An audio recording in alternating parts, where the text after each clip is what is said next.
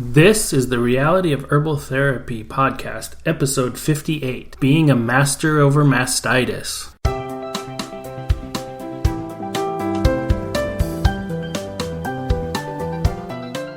Welcome to another episode of the Reality of Herbal Therapy podcast.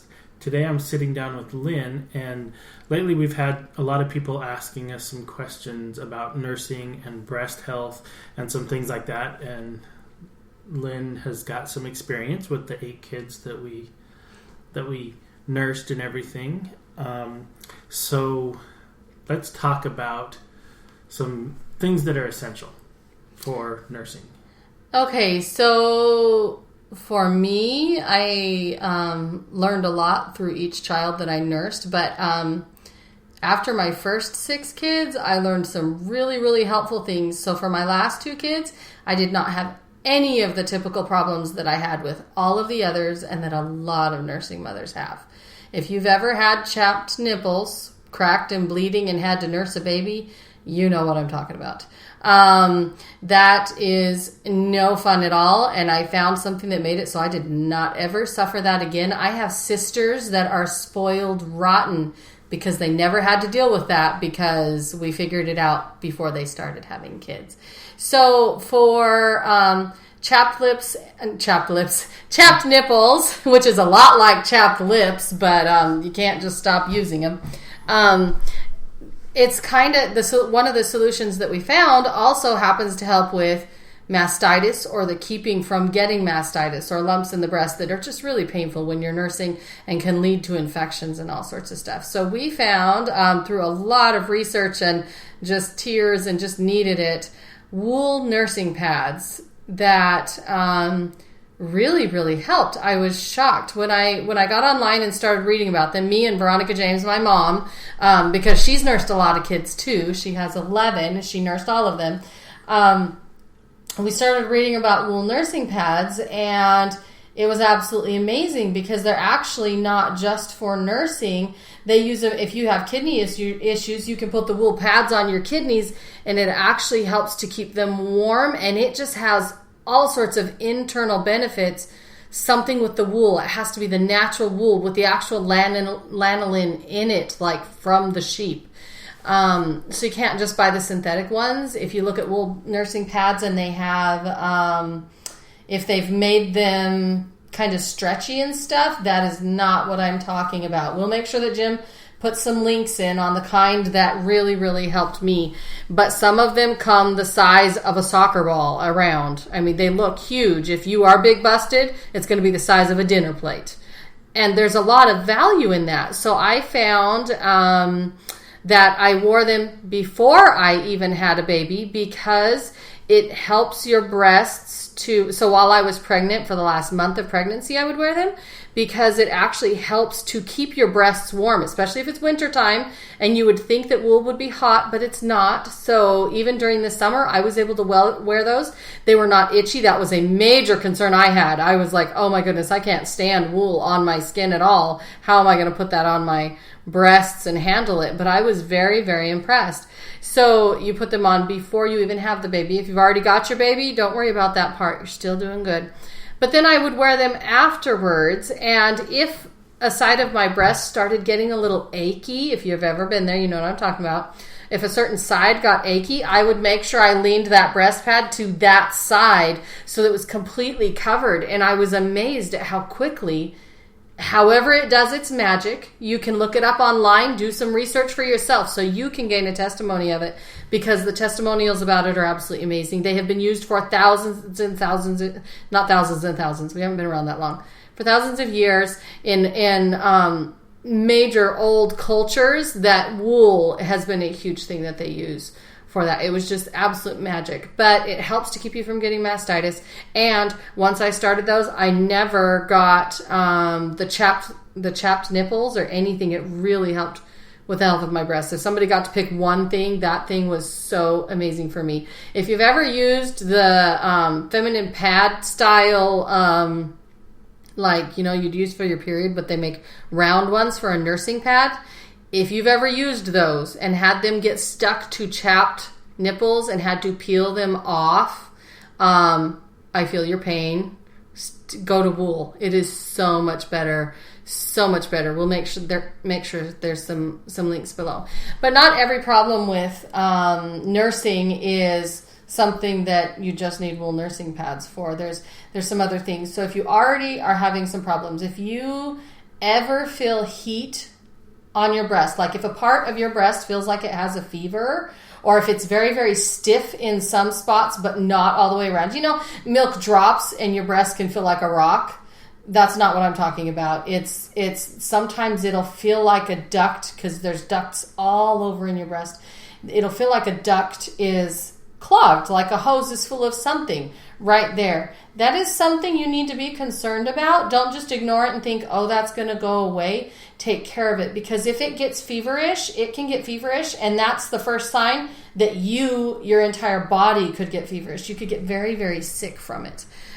So if you notice you have a fever in a spot, immediately do some things to try and take care of it. You need to massage it. Basically, you're probably full of cottage cheese.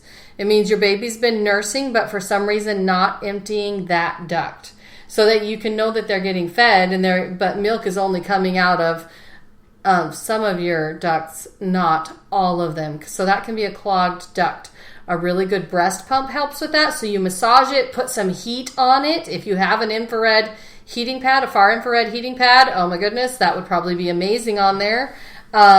Heat it up, massage it, and then milk it out. Whether you have to squeeze yourself like you're milking a cow, or you use a breast pump, or you have to stick your kid on it, you need to get that worked out. If you can't get it worked out, you need to talk to a midwife or your physician or whoever it is you talk to, because I remember my mom going to town one time. She left home feeling just fine. She left a baby at home with me. This is when I was a teenager. I can't remember which kid it was. She left a kid at home with me, and she was only gone for a few hours. She felt great when she left. By the time she got home, she was physically ill. She looked clammy. She had a fever and all sorts of stuff, and it was all a breast infection that came on really fast. And Dr. James was very, very concerned.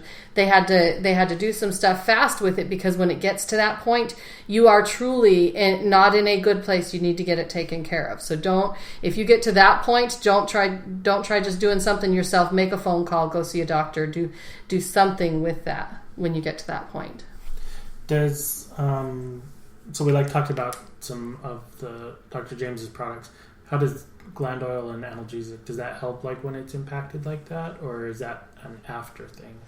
So gland oil and analgesic are beyond amazing. They love to clear out glands, and I guess milk ducts could be like glands, and I absolutely love them for that. But I would encourage caution.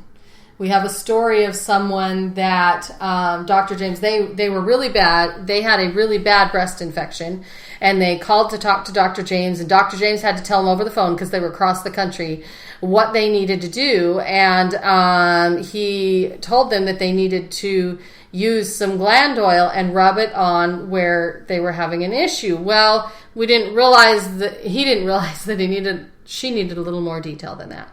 So she put straight gland oil on it. She did not dilute it. Gland oil is a concentrate. It needs to be diluted. If you have sensitive skin, you need 1 drop in. I wouldn't even know the ratios of oil. You'd have to try it, but I would say a couple tablespoons, or a third of a cup of oil at least. Oh, yeah. Dilute it. On the website, there's a page that talks about what the dilutions are, and I'll put the link in so they know how much to dilute it. Okay, yeah, because you would need to dilute it, because she did not dilute it. Now, also gland oil. If you put hot water on gland oil, it makes the burn worse. So if you've ever used our gland oil, Dr. James' gland oil, it is absolutely amazing. It does an amazing, amazing job. But if you put too much on and you try to wash it off with hot water, it does not help. Don't do that. And the person that Dr. James had talked to thought, okay, I'm going to get in the hot shower and wash this off. Her story it's amazing, and we all learned from it, but just don't do that. Don't do that. So if you're going to use gland oil, make sure you dilute it, and which can really, really help. And then massage it in and everything. Your child will not like that on their lips, so do it right after a feeding, not right before a feeding. And then analgesic is the same. I don't think I've ever had that to a burn point that just I did not like. It's a lot more mild than the gland oil, but it really helps to break up that impaction if you're really having a problem. But again, you would have to put it on there and then you have to massage it. There's a lot of value in massage. My absolute best friend when I had mastitis once was getting in a jacuzzi with really strong jets, and you just stick your chest down on a jet and beat the snot out of it. It really, really helped to loosen all of that up and move it out. So I was able to get over that very quickly, but not everyone has access to a jacuzzi. So you get the heat, you do the massage as much as you can handle because it's pretty sensitive. You have to, but the rougher, the faster you'll get better. In talking about this, we also talked about your bra. How does a bra have an effect on it? Okay, well, a lot of people, women have lived with bras for so long, at least in the American culture they have, that we wear bras all the time. And the further time has gone along, the less breathable fabric there has been on bras. When you are nursing especially, I mean, your entire life, any girl that's like, when you're going through puberty, when you first start going through puberty, you have breast tenderness and all sorts of stuff. It's just like any other part of your body. Your skin loves to breathe. Your body needs to breathe. And if you are having problem after problem after problem, you need to consider getting a bra that can breathe really well, or toss your bra out the window. If you're having problems and you're walking around the house and nobody else cares, ditch the bra. Keep your wool nursing pads on, because that heat and that warmth really helps. I've done that before, to where I just keep the nursing pad on, because if you get hooked on them, if you like them, it's going to be amazing and absolutely change your life. But a bra makes a huge difference. Even while you're pregnant, your body goes through so many changes with your breasts and with all sorts of things going on, and just your circulation and everything else. Do not sleep in a bra that can't breathe. I mean, sleeping in a bra at all is not that great for your body. Your breasts really need to breathe. Don't put them in a plastic bag. Nothing can breathe in a plastic bag. Awesome. Infection. So we're talking about basically having an infection. So how does the formula Fection help? And do you want to talk about the warnings, or shall I talk about them?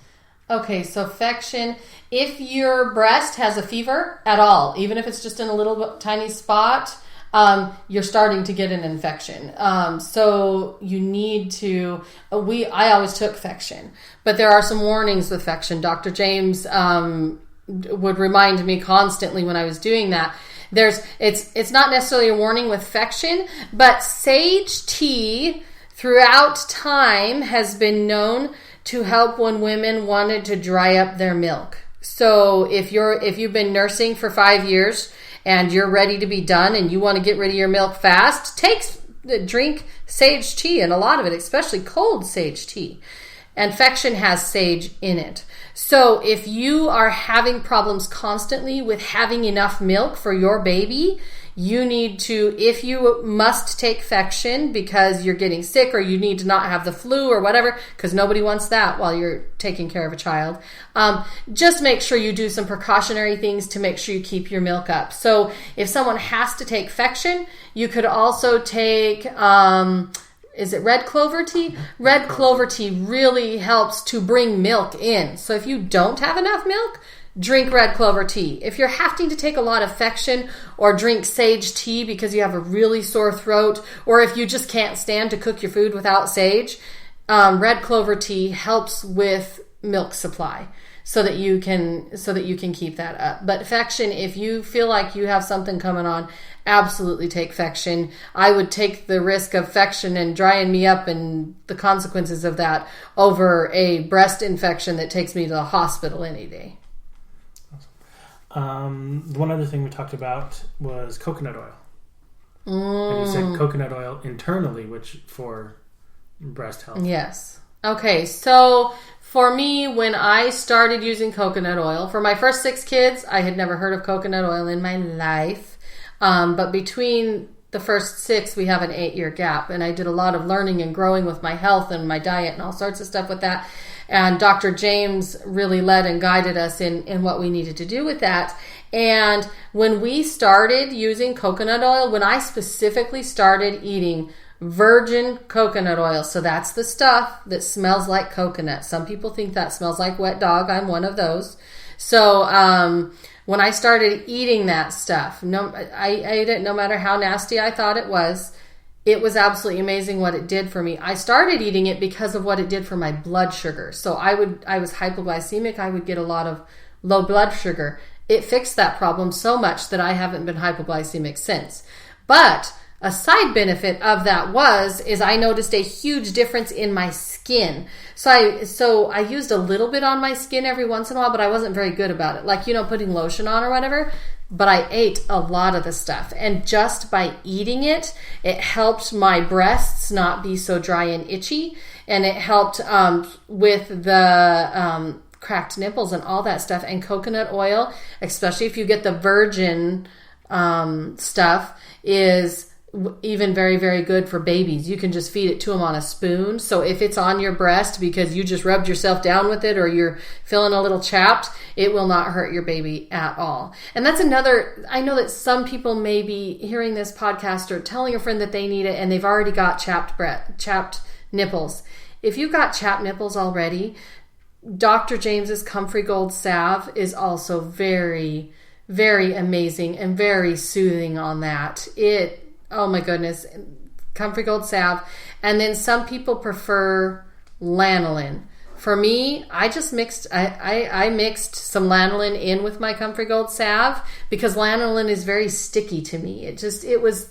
I don't know. There was something about lanolin and the sheep smell that just was nasty to me. But I would mix it in with some Comfrey Gold Salve for people that I had talked to that needed help and needed whatever. And that helped to just push it over the top. If the salve wasn't doing it by itself, mix some of the lanolin in with the Comfrey Gold Salve and then put that on you and put some on before. And you don't just rub it on and leave it. No, you rub it on and you massage it. You need to love those nipples and give them all the attention in the world while you're working past chapped nipples. So put it on before. So get it all loosened up before you got to nurse that baby. And then when you're done nursing the baby, wipe off or wash off whatever milk is on there because milk is sticky and drying and stuff. And then love them again. Put your salve back on it again and just let it soak in. And if you do that very, very faithfully for a couple of days, it can really help to heal that. So awesome. Wonderful. Thank you so much for sharing all that with us. I know that a lot of people look to you and Veronica for a lot of help. So if you guys have any questions, let us know. We'd love to answer your questions and be of any help. And we will talk to you guys next time.